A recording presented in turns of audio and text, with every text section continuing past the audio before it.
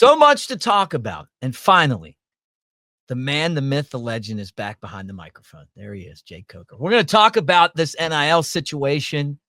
We almost lost one of my favorite players, Jalen Mbakwe. Our coaches coming to town and trying to basically pull and pluck away our best players. What does that mean for the game of college football? And how can we fight back if we're Alabama? All that and more. We'll do that right after we play Jake's Open. And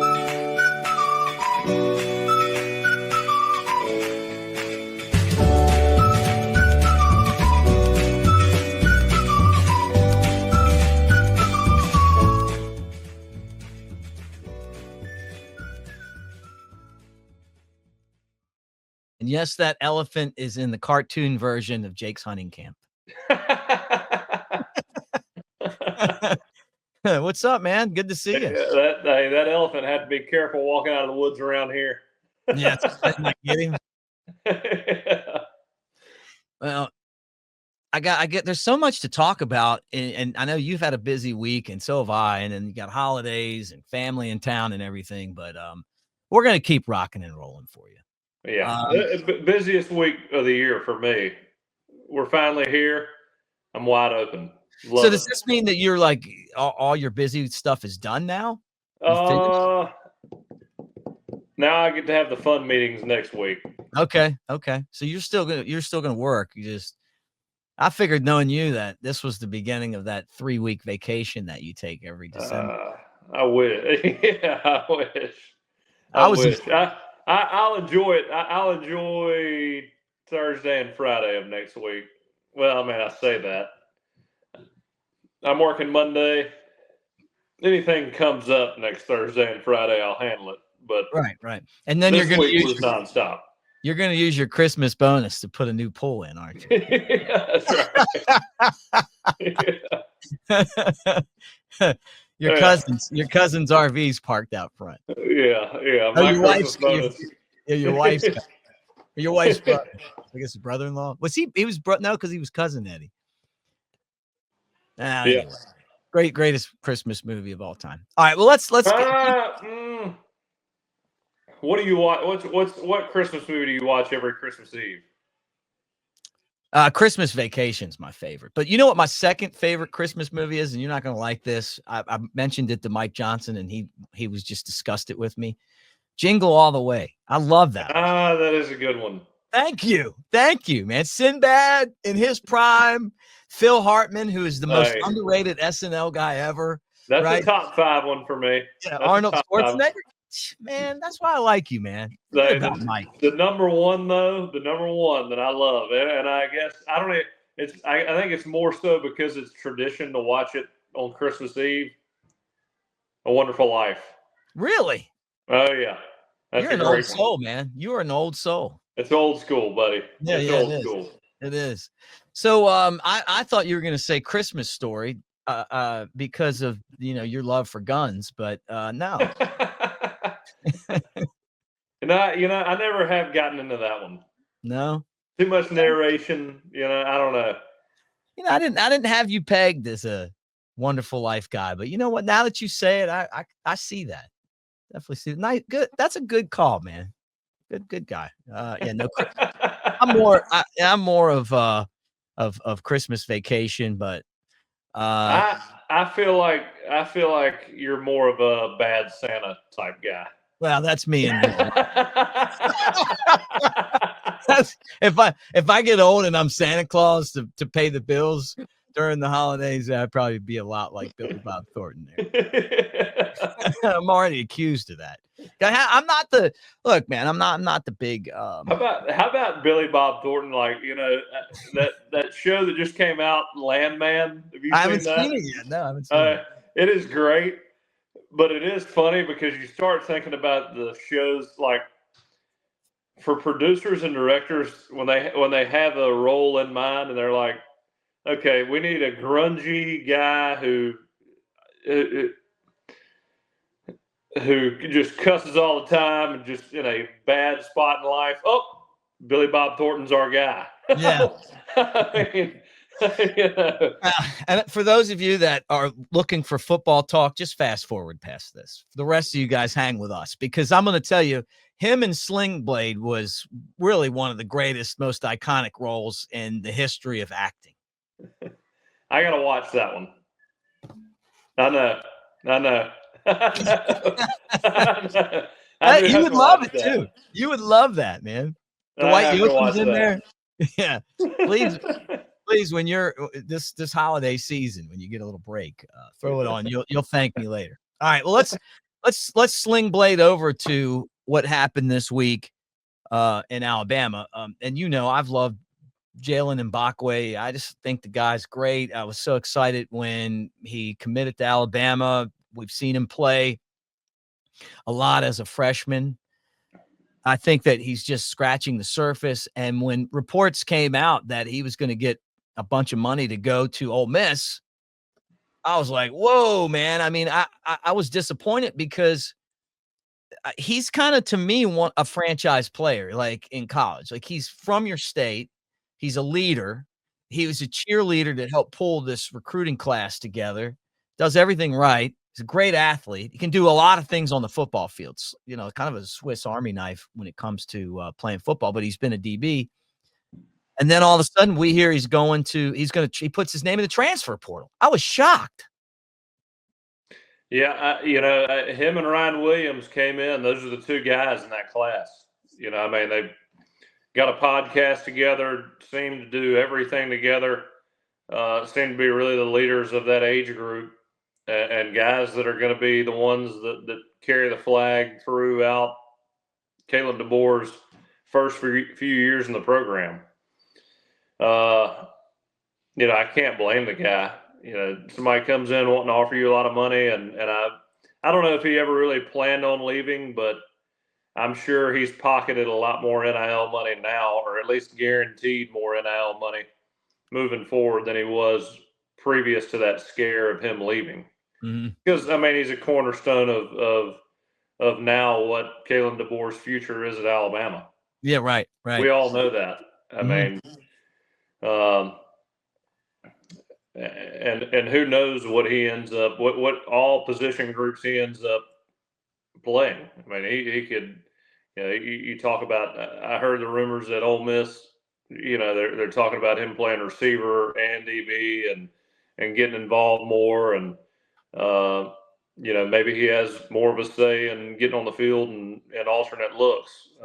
Who knows? But, these guys are 17, 18, 19. Somebody comes in, I've heard rumors all over the place, but when you've got, again, life-changing money at that age, and if you manage it the right way, north of $1 million can be. So I don't blame these kids for doing it. I'm glad he stayed. It's a nightmare, and I don't like the way it's structured, but again, their futures are being, I mean, they got to look out for themselves. And at the end of the day, it's the adults in the room that can't figure out a way to manage this situation. Well, we're going to talk about that, because Congress is apparently starting to craft some legislation, and bipartisan for once, where both sides want to get it done. And from what I understand, if they put something good together, there should be enough votes, and President-elect Trump says he'll sign it. So there's some momentum moving forward to fix this, but right now it's not fixed. So who knows what that's going to be like. Tommy Tuberville, who's an Alabama senator, won 6 Iron Bowls in a row, which I didn't like, but he's up there and he's wanting to be a part of this too. I mean, he would know, right, as a college football coach. But right now, there's no police. And to say that Jalen Mbakwe being lured away, and then there's reports that Brian Kelly came to Tuscaloosa to try to buy some Alabama players, and they turned him down, or an Alabama player. I don't know who that was. Was that Mbakwe? Was it Ryan Williams? Who knows? But it's a really bad place for the game to be that this is going on. Yeah, I mean, I don't know if you can buy Ryan Williams. I think he's there's a lot of rumors spreading around that some people found a way to get him paid, and I think he's Alabama through and through. But also, these kids got to realize, I know, for instance, I know Ryan Williams and Jalen Bachway, I say no for a fact. I know they've got to be making money on that podcast. The exposure they're getting from Alabama and the following that podcast is going to have, and then whatever other ventures they jump off into, which, hey, man, there's no better time to learn than in college when you got nothing to lose and you're already making money hand over fist now. Jump out there and venture out and find a way to make more money. And with the image that Alabama gives you, in this state, look, I know LSU has a following within the state of Louisiana. Mississippi, Ole Miss and Mississippi State, I think they've got a decent following. I can't imagine it's like what Alabama is.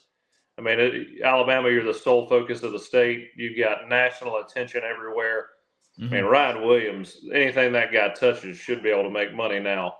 And just that exposure alone should carry a lot of weight in these kids' minds if you're willing to get after it and find a way to make money outside of just the confines of NIL in the school that's directly paying you or these collectives. Yeah. Well, eventually it's all this stuff's going to be legal. Because amateur athletics isn't paying players, and it was never supposed to be pay to play. It was supposed to be Jake Coker comes in. He's the quarterback of the Alabama football team. And Realtree comes in and they say, hey man, we want you to come to the turkey hunter convention and sign some autographs and take some pictures wearing your camouflage and do your turkey call. And people were like, yeah, and they bring their like turkey calls in and you guys get together and do call contest. Hey, you get paid for it. I can leave. Do you have a good turkey call? Yeah, I do. I got a couple. You're an owl guy, or do you do the owl instead of the turkey? Well, I do it all. Oh, you do it all. Multifaceted. I got my 18-month-old. She knows how to owl already. Does she? That's how they train them over there at the Cokers. You start working on that before you even really can use the language that well. You got to be able to. I was about to say she can't speak English, but she can owl like nobody I've ever seen.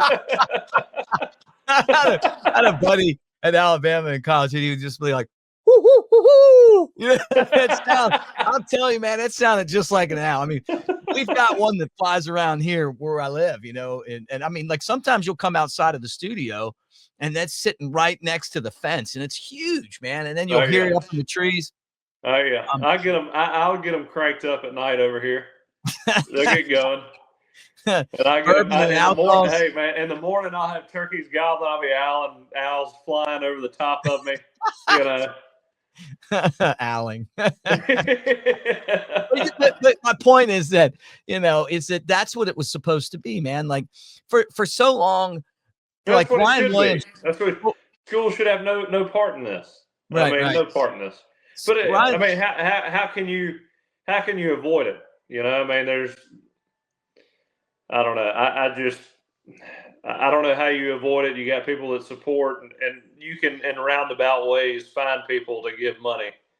Not really through the school, but funnel it around. It's like taxes. It's like anything else.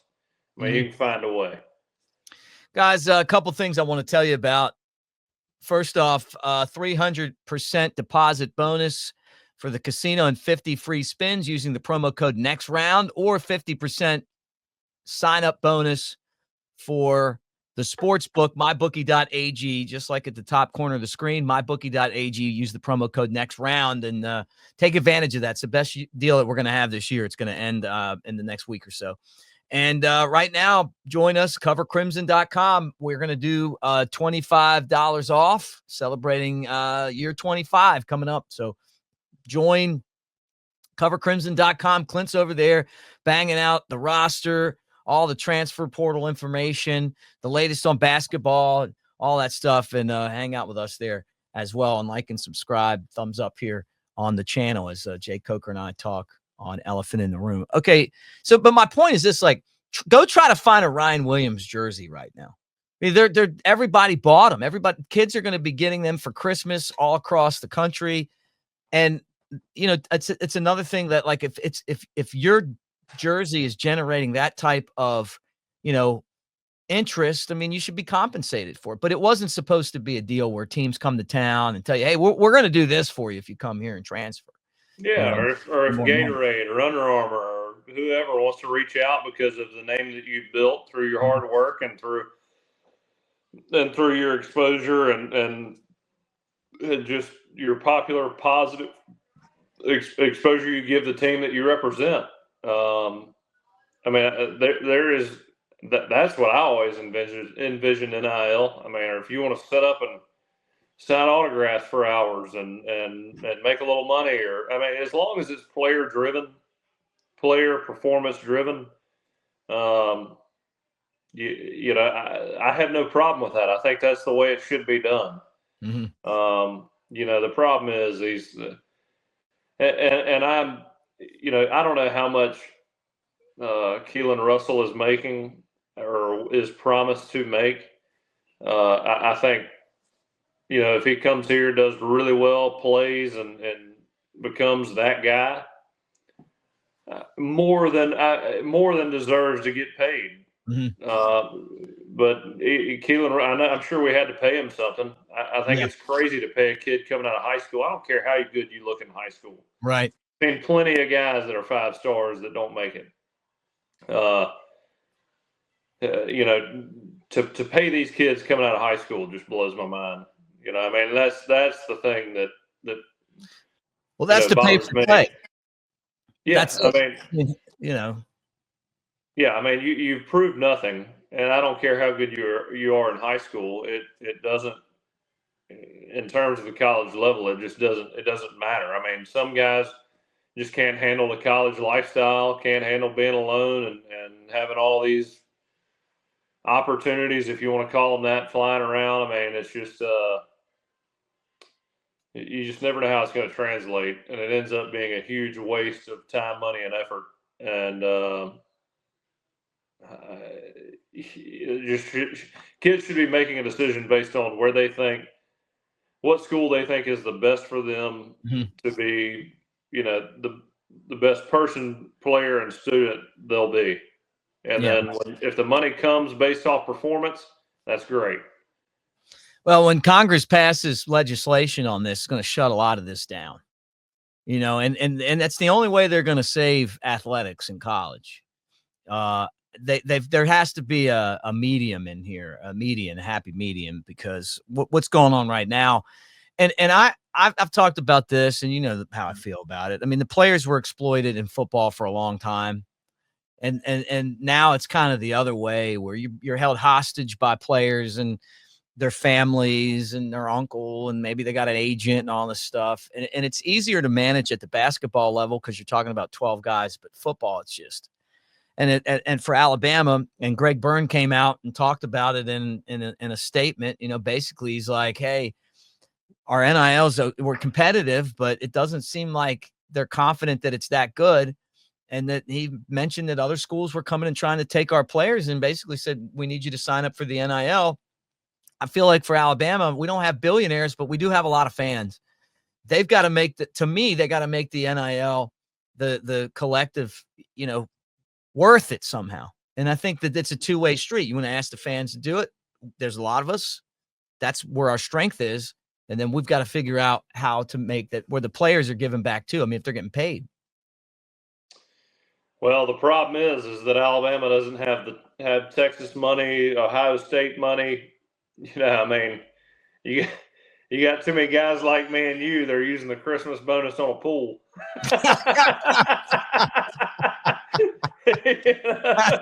And we get the Jelly of the Month club. Yeah. And you end up paying to travel to a game, and you're like, all right, I'm tapped out on football. That's all I got. So, I mean, I love Alabama football. I love, I want us to succeed, but you know, at the end of the day, in this era, you got to have money, and there's just I can't remember. You know, Tennessee's got it. They got the alumni. They've got it spread out. I mean, Alabama's just got a handful of people that can really fund that thing, and I mean, Lord knows they're probably no telling what they're spending their money on outside of Alabama football. So, I mean, we're stretched thin. You know, I mean, I know everybody around the country is loving it, but you know, in this day and age, you got to be able to pay the players, and now one of the biggest criteria to get a coach is going to be, all right, well, how much NIL money do I have to work with? Yeah. What's the future? What's my resume going to look like 5 years from now after I leave this place, or 10 years, or whatever? Am I going to have the players to build that up and make more money down the road? So not only does it affect the players you get, but the coaches you can hire. And, yeah, it's true too. You know, so we got to find a way to make Kalen DeBoer look good. And look, man, we've had this conversation over and over again. I think he's the right guy for the job, following Coach Saban, and I think he's going to do really well. But you know, hopefully the funds are there to keep those guys. And maybe it's one of those things where, you know, hey, maybe we don't chase the in-state 5-star, and then we go after the guys that are hungry, that want to play at Alabama, and you pay those guys and figure it out, and just grind out wins, you know, moving forward. But it may be tough chasing that guy from California or Texas, or, you know, somewhere out of state that you know you can't match $1.5 million, $2 million, $3 million. The numbers that I've heard getting thrown around about some of these quarterback transfers just blows my mind. Guys that that Oklahoma quarterback that went to Auburn. I don't know. I heard Coach Siskey talking about it. I think he said he's making north of $1.2 million. Yeah. I mean, that's not even a guy that when you watch, you're like, man, that's a game changer. You know, I mean, that's a guy that's coming from a team at Oklahoma that won how many games this year? 5. Yeah. Are they even bowl eligible? Yeah, right. I mean, just the amount of money it's taken now, it's just mind-boggling to me. Yeah, no, I'm with you on that. I mean, and mind-boggling is a great way of putting it. I mean, it's terrible. It's great. It is great for the kids, but long term, this is a bubble and everything. I just don't see how you continue this madness. And then now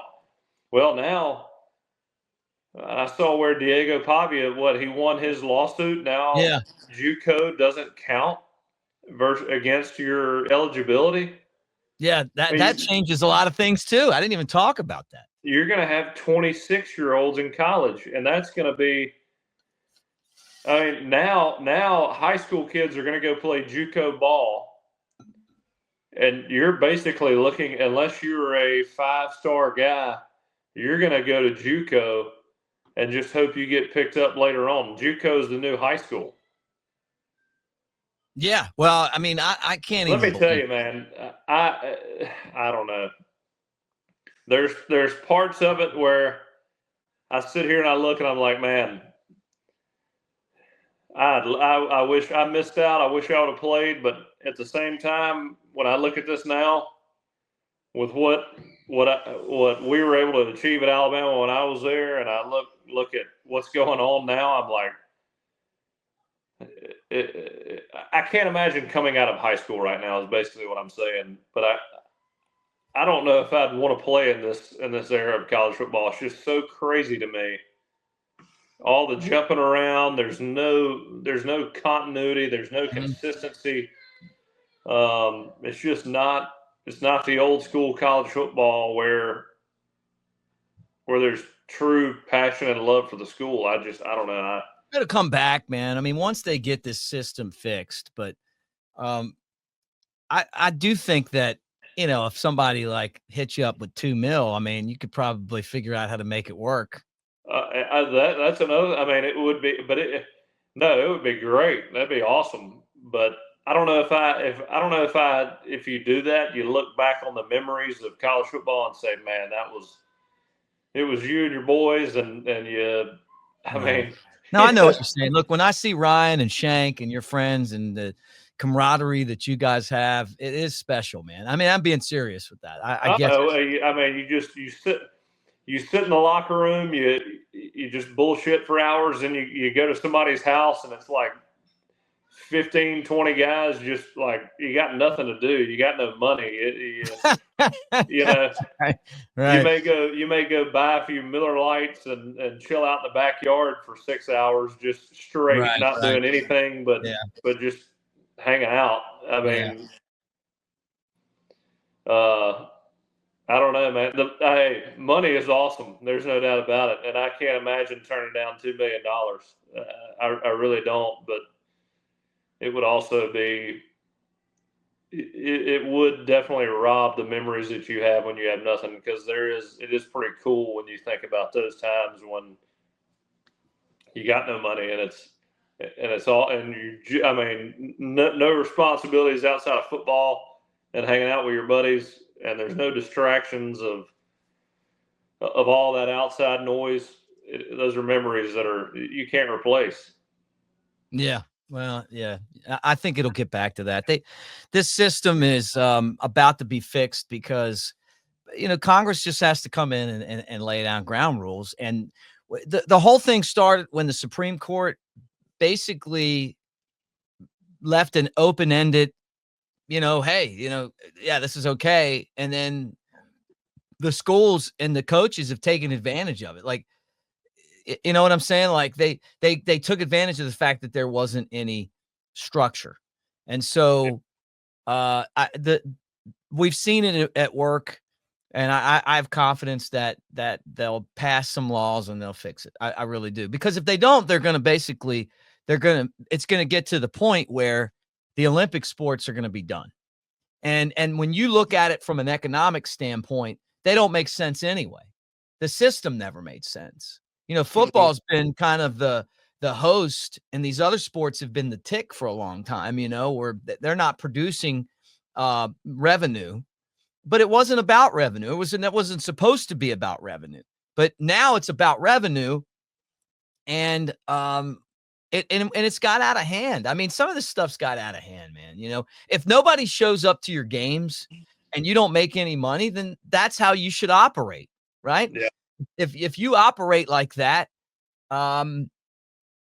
because you're not bringing in revenue, that it'll bring a lot of that stuff down naturally. But it's like we've got this system, and part of it's because of Title IX, but it's some men's sports too, where these sports are entitled because of a law and not because of performance. And football is by far not even close. Basketball second, but men's basketball second, but football by far runs college athletics, especially at Alabama. Yeah. Yeah. I mean, and I kind of want to, I said a lot there. I mean, I guess when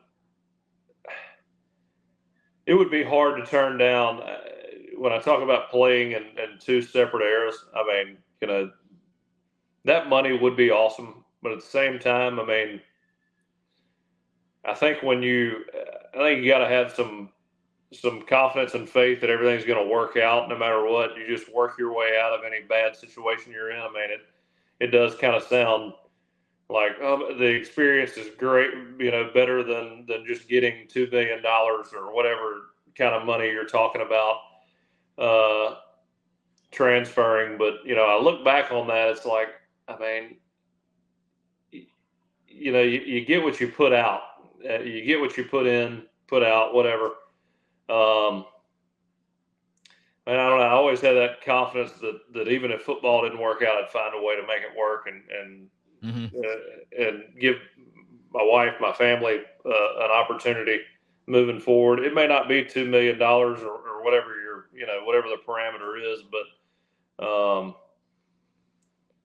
those memories you have with people, I don't think money can't replace that. And so I'm sitting here thinking, like, we used to have a stretch and stride on Sundays at Florida State. We had them at Alabama too, but especially at Florida State when I was my first 2-3 years there. We get done at Stretch and Stride, and that was after a game. You ran the soreness out, and we'd all get to the locker room, and we'd sit there and hang out for a little bit. And one of us, it was inevitable that one of us in that locker room was like, all right, how about a couple casuals? And we'd run over to a teammate's house and just have a few beers, on a Sunday afternoon, hanging out. And that's, that and just I just don't know if you and some of those memories, it turned into just such a great time. Mm-hmm. And again, no worries outside of that, and I don't think money replaces that. And I don't know, maybe these guys make a ton of money and they don't let the distractions get in, but there's just something about just not having a damn thing to do, and a lot of it having to do with not having the resources to do anything. Right. In college, I'm not saying out of college with a family. Obviously, that would be tough. But in college, when you've already got it made being on scholarship, mm-hmm. It's one of the best experiences you can have. And then you just you play football and you get to go hang out with your buddies. Man, I don't know if I've got $2 million in the bank. I don't know if I'm doing that, and I don't know if I'm sticking around at one school for more than 3 years. And I know I transferred. It may sound hypocritical. But you did it differently. You graduated. You stayed there for years. It's not like you went in 1 year and then went somewhere else. You put your time in, and no, that's right. But I just don't know. I don't know if I'd trade that money for those years of. A lot of those guys. Basically, all those guys at my wedding, just my best friends, you just experiences and people you just can't replace. Mm-hmm. Yeah. Well, I'm glad Mbakwe came back. I'm glad somebody stepped up and made that happen. I'm glad he changed his mind. It's because I just think he's such an integral part of this program. He's a franchise guy to me. Ryan Williams is a franchise guy, and I hope that they're coming after our players. They just are. People are tired of losing to Alabama.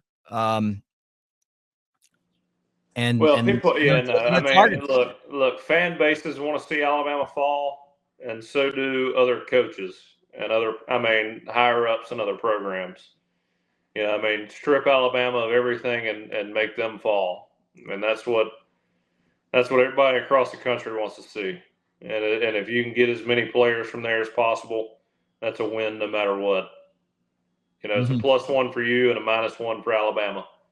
Yeah, that's right, man. That's right. And so what I said was this: let's build this NIL and let's go take their best players.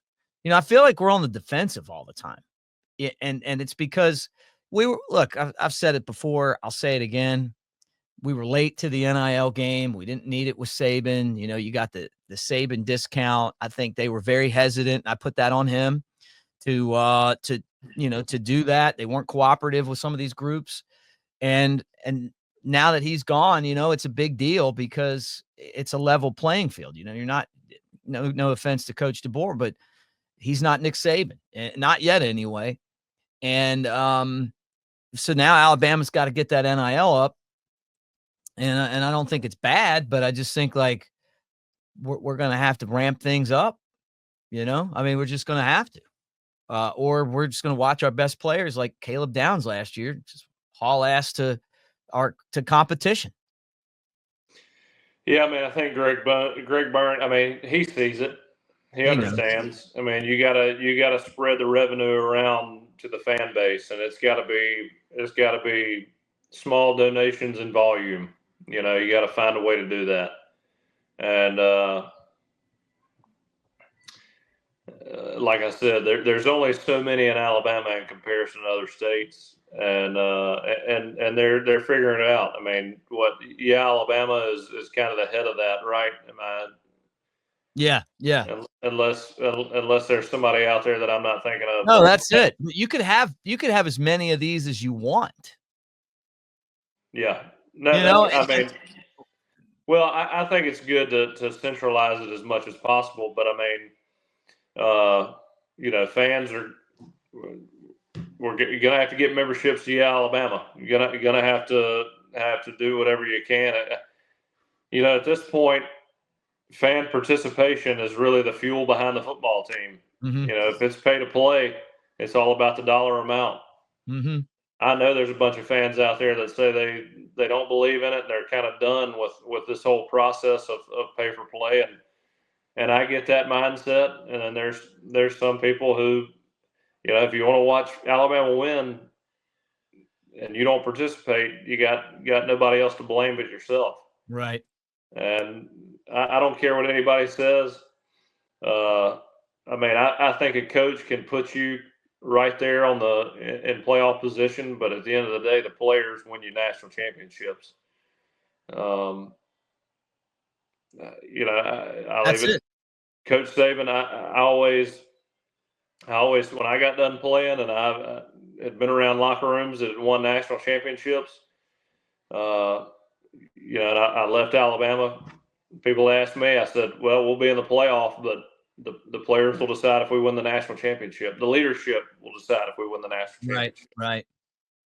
And so, I mean, you got to have good players, got to have that right mindset. And if you don't, you're just going to be first loser. Yeah, right. Yeah, I'm looking at the stuff you get for it. Like a discount Tuscaloosa card. Yay, Alabama car decal. Just different stuff. I mean, there's ways to be more creative with this, and it's thinking outside of the box. And I'm not saying I have the answers, but I'm just saying, like, we got to get creative. You're right. We got to support them, but you want people to feel like they got something for their money too, right? Well, I was about to say, yeah. I mean, when people make donations, it's because Alabama means a lot to them, and you're already asking ticket prices. I mean, everything around getting into college games now, or any venue, really, just everything's so expensive. People are getting squeezed everywhere, and so, if people are gonna put money forth to pay these guys, you better make sure they're getting what they're paying for. Yeah. There's got to be some return on that. Yeah, right. But I mean, guys like you, former players, I mean, giving your time to some of their events, showing up and doing stuff. You guys wouldn't mind doing that, I don't think. No, I would for sure. I mean, Yeah. No doubt about it. Hey, showed up to the mullet toss and broke a few records last year,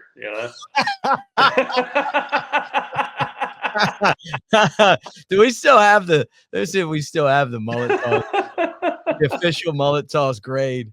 Did we delete that? Man, that stinks.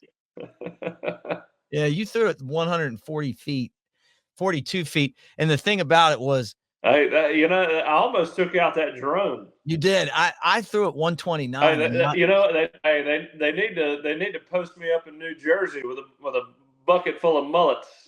Start knocking drones out of the sky. It's so funny. I was gonna slide in behind you, and if you threw it like Jalen Milroe did, I thought you were probably gonna shank it. You threw I mean, that I felt like Ardarius Stewart was gonna catch that mullet when it landed. No, hey, when I saw Jalen show up, and I love Jalen to death, he was too pretty to grab a mullet and sling that thing. He looked so clean. His shoes were so nice. Yeah. He was too nervous about getting those J's all dirtied up. Hey, that's fine with me because I threw it way farther than him. I should have done that to him, where I just slid right in behind him. Everybody's like, "What's this guy doing?" And just throw it, and then just talk back while I'm running to pick up the fish. You know what? It's going to be his last game. We'll talk more about that on the upcoming shows. But I hate that this whole show's about NIL talk, but I mean, it's a big deal, and now you're seeing that Malachi Moore is having surgery. He's going to be out for the bowl game. You know, we had guys transfer. Damian Payne, hated to see him go.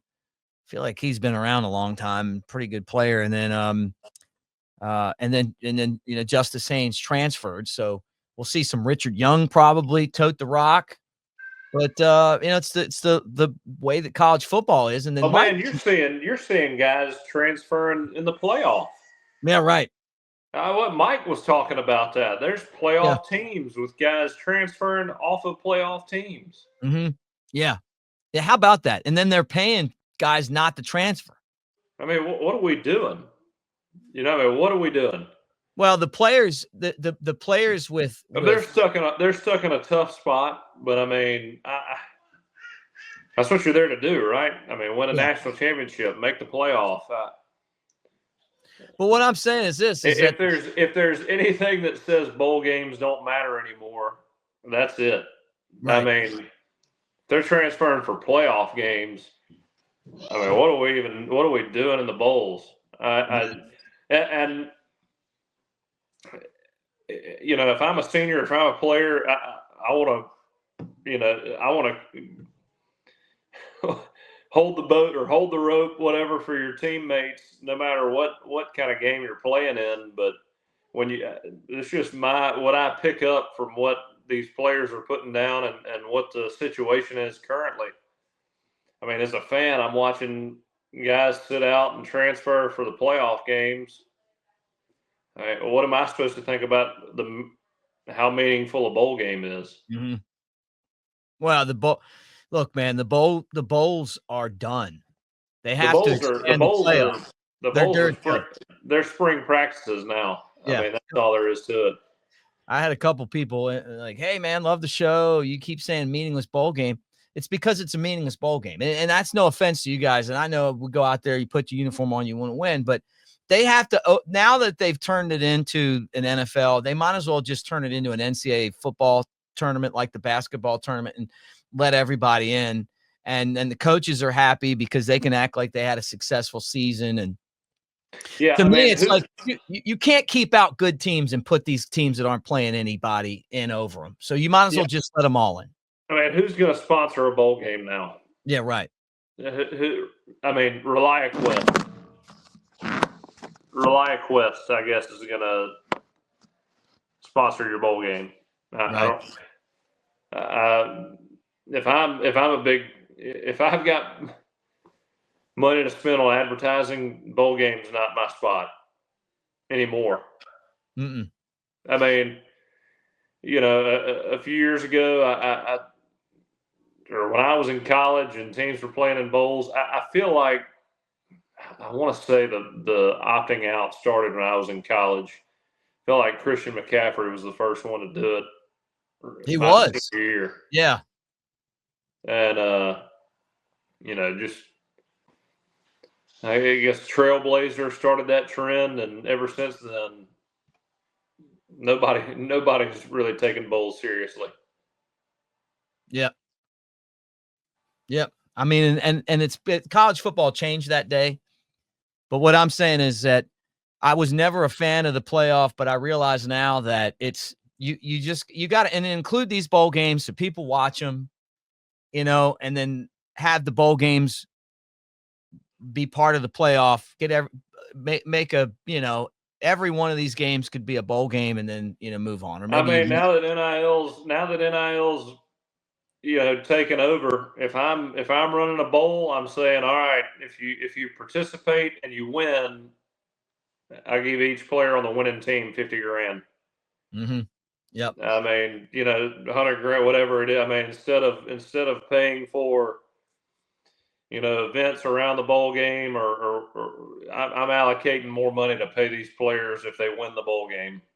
You know, give them something more to play for. And if you're a freshman, sophomore, senior headed out that's not playing in the NFL, $50,000 to $100,000, that's a pretty good deal for me.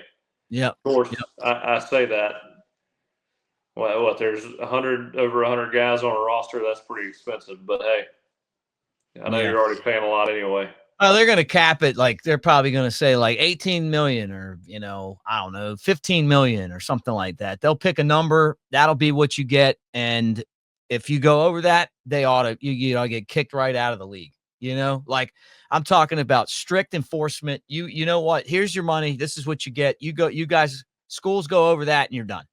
And then that way it's a strict salary cap on this. And then, but you can't, they're going to turn it into, or it already is. It's a Wild West right now. So, I mean, I think that I have faith.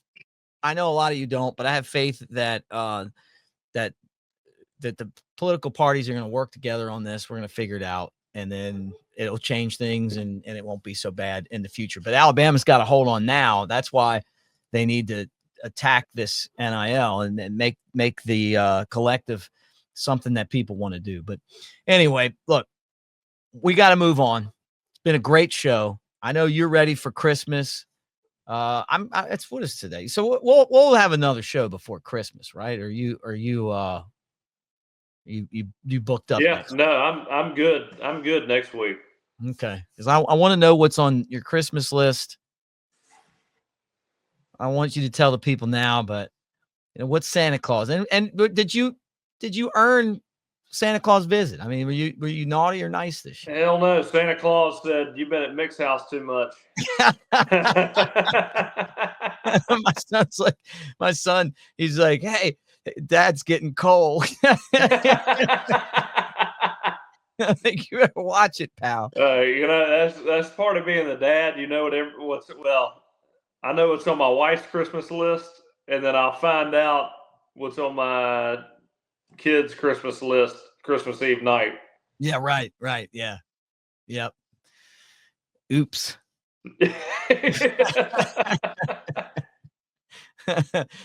Well, look, guy, a lot of fun.